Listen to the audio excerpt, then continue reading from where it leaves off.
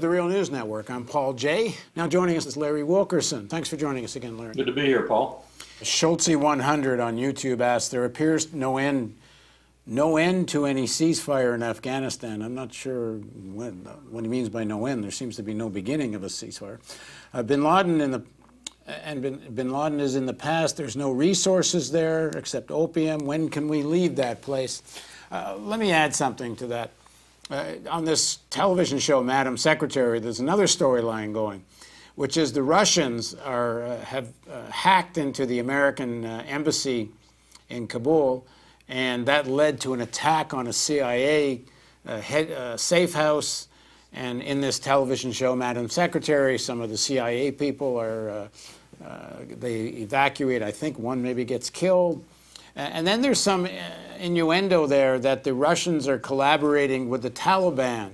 They don't give any reason, but I suppose if there's any actuality to any of this, maybe the Russians would like Afghanistan to do to the Americans what Afghanistan did to the Russians.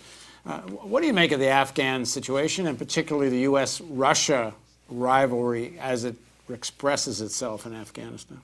I think there's legitimate intelligence that reflects Russian and Iranian support for some elements of those forces we're ostensibly fighting in Afghanistan. Probably has different reasons than we might think, might even have something to do with Russia's efforts to infiltrate those organizations and ensure they don't come north. But let me tell you about Afghanistan. You know this, Paul. I've said this before. Afghanistan is no longer about the Taliban. It's not even about the stability of Afghanistan, except as it serves the larger purpose. And that larger purpose is now twofold. One, it is to keep hard military force in Afghanistan for the next 50 years, if necessary, in order to have hard military force somewhere close to China's one belt, one road across the land.